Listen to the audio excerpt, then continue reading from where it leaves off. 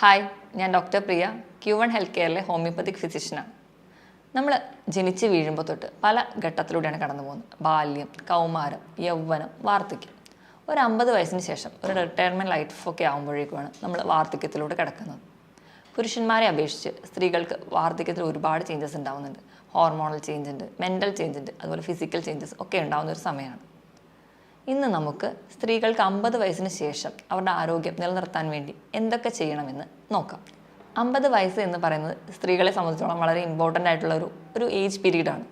കാരണം റെഗുലറായി വന്നുകൊണ്ടിരുന്ന പീരീഡ്സ് ആ ഒരു ടൈം ആകുമ്പോഴത്തേക്കും ചിലപ്പോൾ 2-3 മാസത്തേക്ക് വരാതെ ചിലപ്പോൾ വരും, ചിലപ്പോൾ ഒരു വർഷം വരാതിരുന്നിട്ട് ചിലർക്ക് പിന്നെ വരുന്നത് കാണാം. അങ്ങനെ അതിൻ്റെ ഒരു ഫ്ലോ കുറഞ്ഞ് നിൽക്കുന്ന ഒരു സമയമാണ്. നമ്മളതിന് ആർത്തവ വിരാമം എന്ന് പറയും. ഈ ഒരു ടൈം ആകുമ്പോഴത്തേക്കും നമ്മുടെ ശരീരത്തിൽ ഈസ്ട്രോജൻ ഹോർമോണിൻ്റെ അളവ് കുറയുകയാണ്. നമ്മുടെ ബോഡിക്ക്, സ്ത്രീകളുടെ ബോഡിക്ക് വേണ്ടി ഉള്ള ഒരു പ്രൊട്ടക്റ്റീവ് ഹോർമോണാണ് ഈസ്ട്രോജൻ. പല രോഗങ്ങളെയും തടയുന്നതും നമ്മുടെ ശരീരത്തിന് ആവശ്യമുള്ള ആരോഗ്യം സപ്ലൈ ചെയ്യുന്നതും നമ്മുടെ ഒരു ബോഡി ബാലൻസിൽ കൊണ്ടുപോകാൻ വളരെ ഇമ്പോർട്ടൻ്റ് ആയിട്ടുള്ള ഒരു ഹോർമോണാണ് ഈസ്ട്രോജൻ. ഈ ഒരു 50+ ഏജൊക്കെ ആവുന്ന സമയത്ത് ഈ ഹോർമോൺ നിൽക്കുന്നത് വഴി നമുക്ക് ഒരുപാട് ചേഞ്ചസ് ഉണ്ടാവുന്നുണ്ട്. എന്തൊക്കെ ചേഞ്ചസാണ് നമുക്ക് ബോഡിയിൽ ഉണ്ടാവുന്നതെന്ന് നോക്കാം. 50 വയസ്സ് കഴിഞ്ഞ സ്ത്രീകളൊക്കെ ക്ലിനിക്കിൽ വരുമ്പോൾ പറയാറുണ്ട് ഉറക്കമില്ലായ്മ, കിടന്നു കഴിഞ്ഞാൽ അങ്ങോട്ടും ഇങ്ങോട്ടും തിരിയുക, അത് നമുക്കൊരു ഡീപ്പ് സ്ലീപ്പ് അവർക്ക് കിട്ടുന്നില്ല, അതൊരു വലിയ പ്രശ്നമായിട്ട് പറയുന്നുണ്ട്. അതുപോലെ അവർക്ക് മൂഡ് സ്വിങ്സ്, പേരക്കുട്ടികളോടൊക്കെ ആവശ്യമില്ലാതെ ചെറിയ കാര്യത്തിന് വരെ വഴക്കുണ്ടാക്കുക, മക്കളോട് വഴക്കുണ്ടാക്കുക, ഭർത്താവിനോട് വഴക്കുണ്ടാക്കുക, ഇങ്ങനെ ഉണ്ടാകുന്നൊരു മൂഡ് സ്വിങ്സ്, ഭയങ്കര സെൻസിറ്റീവ് ആവുക, ആവശ്യമില്ലാതെ കരയുക, ഡിപ്രഷൻ പോലെയുള്ള സ്റ്റേജിലോട്ട് പോവുക, ഇതൊക്കെ ഈ വാർദ്ധക്യത്തിൽ ആർത്തവ വിരാമത്തോടു കൂടി ഉണ്ടാകുന്ന ചേഞ്ചസ് ആണ്. ഇങ്ങനെയുള്ള മെൻ്റൽ ചേഞ്ചസിനോടൊപ്പം തന്നെ ഫിസിക്കലി അവർക്ക് ഒരുപാട് അസുഖങ്ങൾ ഉണ്ടാവുന്നുണ്ട്. അത് ഏതൊക്കെയാണെന്ന് നമുക്ക് നോക്കാം. കോമൺ ആയി കാണുന്ന കണ്ടീഷൻസാണ് BP, കൊളസ്ട്രോൾ, ഡയബറ്റിസ് തുടങ്ങിയ അസുഖങ്ങളൊക്കെ ഈ ഒരു ടൈമിലാണ് പലർക്കും സ്റ്റാർട്ട് ചെയ്യുന്നത്. നമുക്കറിയാം ഈ ഹാർട്ട് ഡിസീസൊക്കെ കൂടുതലും പുരുഷന്മാർക്കാണ് കാണാറ്. പക്ഷേ 50 വയസ്സ് കഴിഞ്ഞൊരു സ്ത്രീകൾക്ക്, അതുപോലെ പീരീഡ്സ് നിന്നൊരു സ്ത്രീകൾക്ക് പുരുഷന്മാരുടെ അത്രയും തന്നെ ചാൻസ് ഉണ്ട് ഹാർട്ട് ഡിസീസസ് ഉണ്ടാവാൻ വേണ്ടി. അതുപോലെ തന്നെ കാണുന്നതാണ് ലിവർ ഡിസീസസ്, ഫാറ്റി ലിവർ, അതുപോലെ മെറ്റബോളിക് സിൻഡ്രോം, അങ്ങനെ പലതരത്തിലുള്ള അസുഖങ്ങൾ വന്നു ചേരുന്ന ഒരു സമയമാണ് ഈ വാർദ്ധക്യം. പൊതുവേ നമുക്കൊക്കെ അറിയാം, നമ്മുടെ വീട്ടിൽ അമ്മമാരാണെങ്കിൽ കല്യാണം കഴിക്കുന്ന ഒരു സമയത്ത് അവരുടെ ഭർത്താവിൻ്റെ കാര്യത്തിലായിരിക്കും കൂടുതൽ ഇമ്പോർട്ടൻസ്. അത് കഴിഞ്ഞൊരു കുട്ടിയായി കഴിഞ്ഞാൽ കുട്ടികളുടെ കാര്യത്തിലായിരിക്കും കൂടുതൽ ഇമ്പോർട്ടൻസ്. അവരുടെ മക്കൾക്കൊരു കുടുംബമായി കഴിഞ്ഞാൽ കൊച്ചുമക്കളുടെ കാര്യത്തിലായിരിക്കും അവർക്ക് കൂടുതൽ ഇമ്പോർട്ടൻസ്. അവരൊരിക്കലും അവരുടേതായ ആരോഗ്യത്തിനായിട്ടോ അല്ലെങ്കിൽ അവർക്ക് വേണ്ടിയിട്ട് അവരൊരു ഫുഡ് ഉണ്ടാക്കി കഴിക്കുകയോ അല്ലെങ്കിൽ അവരുടെ ഹെൽത്തിന് വേണ്ടിയിട്ടോ അല്ലെങ്കിൽ ഒരു ഹെൽത്ത് ചെക്കപ്പ് ചെയ്യാനോ ഒന്നും അവർ കൂടുതലും മുൻപോട്ട് കടന്നു വരാറില്ല. ഈ ഒരു സാഹചര്യത്തിലാണ് ഇന്നത്തെ ഈ ടോപ്പിക്കിന് പ്രാധാന്യമേറി വരുന്നത്. അതുകൊണ്ട് തന്നെ നമുക്ക് എന്തൊക്കെയാണ് ഒരു വാർദ്ധക്യത്തിലെത്തിയ സ്ത്രീകൾ ചെയ്യേണ്ട കാര്യങ്ങളെന്ന് നോക്കാം. ഇതിൽ ഒന്നാമത്തെ ഏറ്റവും പ്രധാനപ്പെട്ട പോയിന്റ് ഹെൽത്തി ഡയറ്റാണ്, ആരോഗ്യമുള്ളൊരു ഭക്ഷണ രീതി.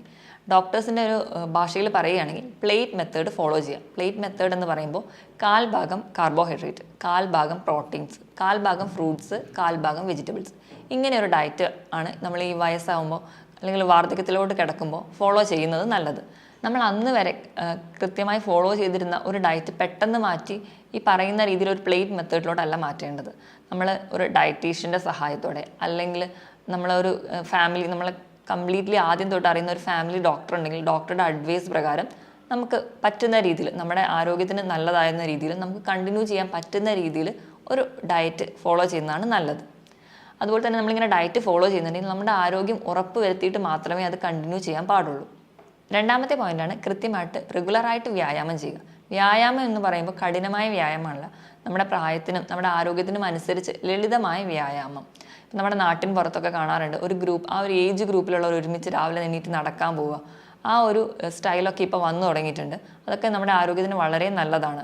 50 വയസ്സ് വരെ കൃത്യമായിട്ട് ഒരു ഓഫീസ് റുട്ടീനിൽ പോയിക്കൊണ്ടിരുന്ന ആൾ പെട്ടെന്നൊരു ദിവസം ഇതെല്ലാം മാറ്റിയിട്ട് ഒരു കഠിനമായ എക്സസൈസിലോട്ടൊന്നും പോകാതെ ചെറിയ ചെറിയ വ്യായാമങ്ങളിലൂടെ വേണം തുടങ്ങാൻ. അതുപോലെ തന്നെ വ്യായാമം സ്റ്റാർട്ട് ചെയ്യുന്നതിന് മുമ്പ് ഒരു ഫിറ്റ്നസ് കോച്ചിൻ്റെ അടുത്ത് പോയി അഡ്വൈസ് ചോദിക്കുന്നത് നല്ലതാണ്. അല്ലെങ്കിൽ ഫാമിലി ഡോക്ടറോട് നമുക്ക് അഡ്വൈസ് ചോദിക്കാം. അതുപോലെ നമ്മുടെ എക്സസൈസ് ചെയ്യുമ്പോൾ എന്തെങ്കിലും നമ്മുടെ ശരീരത്തിന് വേദനകളോ അല്ലെങ്കിൽ എന്തെങ്കിലും വേറെ ബുദ്ധിമുട്ടുകളോ ഒക്കെ കണ്ടിന്യൂസ് ആയിട്ട് നിൽക്കുന്നുണ്ടെങ്കിൽ അതിന് പറ്റുന്ന രീതിയിലേക്ക് നമ്മുടെ എക്സസൈസുകൾ മോഡിഫൈ ചെയ്തെടുക്കാനും ശ്രദ്ധിക്കണം. മൂന്നാമത്തെ പോയിന്റാണ് നമ്മുടെ ബോഡി വെയിറ്റ് നോർമലായിട്ട് വെക്കുക. പൊതുവേ ഈ വാർദ്ധക്യത്തിലോട്ട് എത്തുന്ന സമയത്താണ് പുരുഷന്മാരായാലും സ്ത്രീകളായാലും വെയിറ്റ് വല്ലാണ്ട് കൂടുന്നതായി കാണാം. അങ്ങനെ വെയിറ്റ് കൂടുന്ന വഴി അവർക്ക് സന്ധിവേദനകളും അതുപോലെ മറ്റ് കംപ്ലയിൻസും കൂടുന്നതാകുന്നു. അതുപോലെ കൊളസ്ട്രോളിൻ്റെ ലെവലും ഒക്കെ കൂടുന്നതായിട്ട് നമുക്ക് കാണാം. അപ്പോൾ എപ്പോഴും ഒരു ഹെൽത്തി ബോഡി വെയിറ്റ് മെയിൻറ്റെയിൻ ചെയ്യാൻ വേണ്ടി ശ്രദ്ധിക്കുക. ബോഡി വെയിറ്റ് നമുക്ക് മെയിൻറ്റെയിൻ ചെയ്യാൻ വേണ്ടിയിട്ട് നമ്മൾ ബോഡി മാസ് ഇൻഡെക്സ് എന്ന് പറയുന്നൊരു യൂണിറ്റാണ് യൂസ് ചെയ്യുന്നത്. Weight in kilogram divided by height in metre square. ഒരാളുടെ വെയിറ്റും അയാളുടെ ഹൈറ്റും തമ്മിൽ ഹരിച്ചെടുക്കുമ്പോൾ കിട്ടുന്നതാണ് നമുക്ക് നോർമലി വേണ്ട ഒരു വെയിറ്റ്.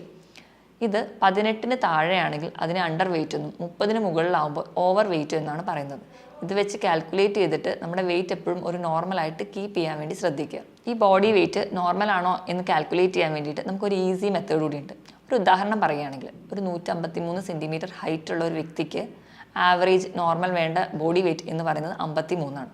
അതായത് 153-ൽ നിന്ന് 100 കുറയ്ക്കുന്നതായിരിക്കണം അവർക്ക് വേണ്ട ആവറേജ് ബോഡി വെയിറ്റ്. ഇതുവഴി നമുക്ക് ബോഡി വെയിറ്റ് കൃത്യമാണോ എന്ന് കണ്ടുപിടിക്കുകയും അത് മെയിൻറ്റെയിൻ ചെയ്യാൻ ശ്രദ്ധിക്കുകയും ചെയ്യേണ്ടതാണ്. 4ാമത്തെ പോയിൻ്റാണ് സ്ട്രെസ് മാനേജ്മെൻറ്റ്. ഇമോഷണലി അവർ ഭയങ്കര സെൻസിറ്റീവ് ആയിരിക്കുന്ന ഒരു ടൈമാണ് ഈ ഒരു 50+ ഏജിലോട്ടൊക്കെ വരുമ്പോഴത്തേക്കും. ആ ഈസ്ട്രോജൻ ഹോർമോണിൻ്റെ ചേഞ്ചസ് കൊണ്ടും അതുവരെ ഉണ്ടായിരുന്ന പീരീഡ്സ് നിൽക്കുന്നതിൻ്റെ ചേഞ്ചസും അല്ലെങ്കിൽ അവർക്ക് ഏജ്ഡായി ഇനി അവർക്കൊന്നും ചെയ്യാൻ പറ്റില്ല എന്നുള്ളൊരു തോട്ടൊക്കെ ഉള്ളതുകൊണ്ടാണ് അവർക്ക് ഇമോഷണലി ഭയങ്കര സെൻസിറ്റീവ്നെസ് കൂടുന്നത്. ഇങ്ങനെയുള്ള ഒരു സ്റ്റേജൊക്കെ കാണിക്കുമ്പം അവരെ കൂടുതലും അവരോട് വഴക്ക് പറയാതെ അല്ലെങ്കിൽ അവർ കൂടുതലും അവരോട് ദേഷ്യപ്പെടാതെ അവരെ കൂടെ ചേർത്ത് നിർത്താൻ വേണ്ടി നമ്മൾ വീട്ടിലുള്ള ബാക്കി അംഗങ്ങൾ ശ്രദ്ധിക്കണം. പൊതുവെ ഇന്നെല്ലാം ന്യൂക്ലിയർ ഫാമിലി ആയതുകൊണ്ട് ഈ പ്രായം ചെന്ന ഇവർക്ക് കൊച്ചുമക്കൾ ചിലപ്പോൾ ഒന്നും കാണാനോ കളിപ്പിക്കാനോ ഒന്നും കിട്ടുന്നുണ്ടാവില്ല. അപ്പം നമ്മൾ കൂടുതലും ഫാമിലിയുടെ കൂടെ ഒരു ജോയിൻറ്റ് ഫാമിലിയൊക്കെ ആയിട്ട് നിൽക്കുകയാണെങ്കിൽ അവർക്ക് ഒരുപാട് ഈ സ്ട്രെസ്സിലൊക്കെ ഉണ്ടാകുന്ന വേരിയേഷൻസ് ഒക്കെ കുറയ്ക്കാൻ പറ്റും. അവർ കുറച്ചും കൂടി സന്തോഷത്തോടെയും കുറച്ചുകൂടെ ഹാപ്പി ആയിട്ടിരിക്കാനും ഒക്കെ അവരെ സഹായിക്കും. 5ാമത്തെയും അവസാനത്തെയും പോയിൻ്റാണ് ഹെൽത്ത് ചെക്കപ്പ്. നമുക്കറിയാം ഈ ഒരു ഏജ് ആകുമ്പോഴത്തേക്കും പുരുഷന്മാരായാലും സ്ത്രീകളായാലും ഒരുപാട് അസുഖങ്ങൾ കടന്നു വരുന്നൊരു സമയമാണ്. BP, കൊളസ്ട്രോൾ, ഷുഗർ അങ്ങനെ എല്ലാം കടന്നു വരുന്നൊരു സമയമാണ്. അപ്പം ഇങ്ങനെയുണ്ടെങ്കിൽ നമ്മൾ കൃത്യമായിട്ട് അവർക്കൊരു റുട്ടീനായിട്ട് കൃത്യമായി ഒരു റെഗുലർ ചെക്കപ്പ് നടത്തുക. അതുവഴി നമുക്ക് നമ്മുടെ ഡിസീസിനെയൊക്കെ സ്ക്രൂട്ടനൈസ് ചെയ്ത് കളയാൻ പറ്റും. BP ഒക്കെ ഉള്ളവരാണെങ്കിൽ കൃത്യമായിട്ട് BP മോണിറ്റർ ചെയ്യുക. ഷുഗറൊക്കെ ഉള്ളവരാണെങ്കിൽ FBS, PPBS, RBS ഒക്കെ കൃത്യമായിട്ട് ചെക്ക് ചെയ്യുക. അതുപോലെ തന്നെ 3 മാസം കൂടുമ്പോൾ HbA1c ചെക്ക് ചെയ്യുക. അതൊരു 6 മുകളിലോട്ടൊക്കെ ആകുമ്പോൾ തന്നെ ഒരു ഡോക്ടറുടെ അഡ്വൈസ് നേടുക. അതുപോലെ തൈറോയ്ഡൊക്കെ ഉള്ളവരാണെങ്കിൽ T3, T4, TSH ഒക്കെ വെവ്വേറെ തന്നെ കാണുക.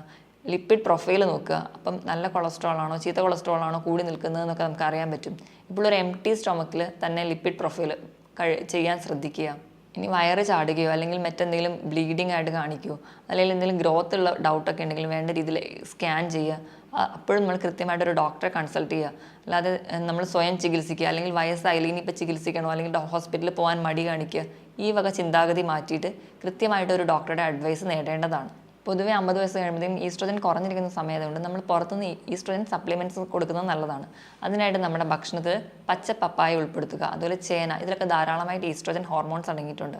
അതുപോലെ അയൺ അടങ്ങിയിട്ടുള്ള ഭക്ഷണങ്ങൾ, ഇലക്കറികൾ കൂടുതലായിട്ട് കഴിക്കുക. പാല്, മുട്ട തുടങ്ങിയ ഭക്ഷണ പദാർത്ഥങ്ങൾ സ്ഥിരമായിട്ട് കഴിക്കാൻ ശ്രദ്ധിക്കണം. ഈ പറഞ്ഞതുപോലെയൊക്കെയുള്ള ഒരു ഡയറ്റ് ഫോളോ ചെയ്യുക അല്ലെങ്കിൽ ചെറിയ ചെറിയ രീതിയിലുള്ള എക്സസൈസുകൾ ചെയ്യുന്നത് വഴിയും നമ്മുടെ വീട്ടിലെല്ലാവരും ചേർന്ന് സന്തോഷത്തോടെ ഇരിക്കുന്നത് വഴിയും നമുക്ക് പ്രായം ചെന്ന അമ്മമാരെ കുറച്ചുകൂടി ഹാപ്പി ആയിട്ട് നിർത്താനും അതുവഴി അവരുടെ ആയുസ്സും ആരോഗ്യം കൂട്ടാനും സഹായിക്കും. മറ്റൊരു ഹെൽത്ത് ടോപ്പിക്കുമായിട്ട് വീണ്ടും കാണുന്നത് വരെ നന്ദി.